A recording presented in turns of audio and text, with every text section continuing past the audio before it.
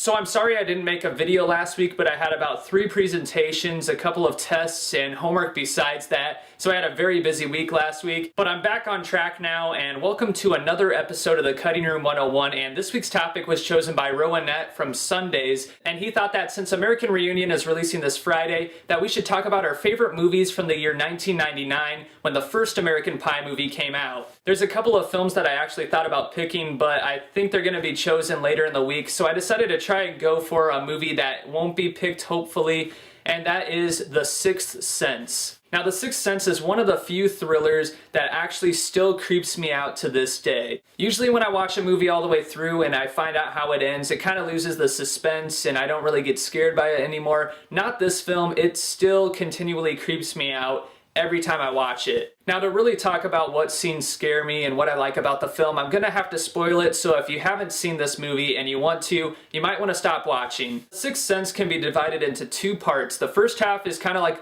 just a straight up thriller, and you know this kid sees dead people, you're wondering what's going on, and it's just a supernatural thriller. And there are so many memorable scenes in this first half of the film. One that gets me in particular every time is a scene where he runs back into his tent after he thinks there's a ghost around and he can start to see his breath and you know something bad's about to happen. All of a sudden the tent starts to unbutton and there she is. There's this little girl sitting in the tent and she starts to throw up, and that scene just freaks me out every time. I don't think I'm ever gonna forget that scene. It's just one it just is.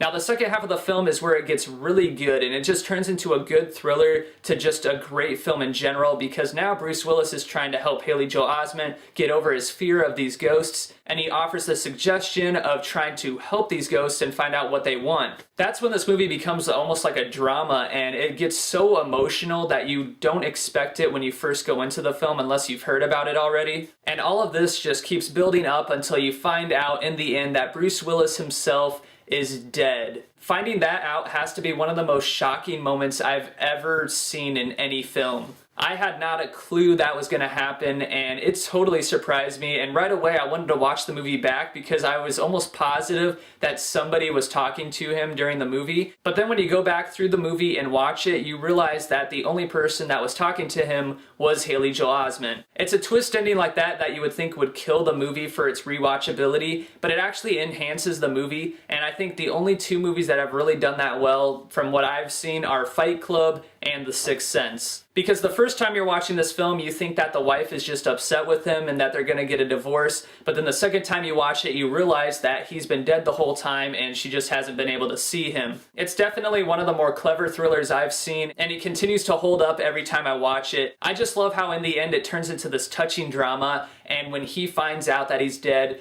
it felt like I was hit by a train, just because everything building up to that point just made it make so much sense, and you're so with his character that when it happens, you really feel for him, and everything in the end, it just works. So The Sixth Sense is my pick for one of my favorite movies from 1999, and let me know in the comments below some of your favorite films from that year, and make sure you stick around for the rest of the week to hear everyone else's picks on their favorite films from 1999. Take care.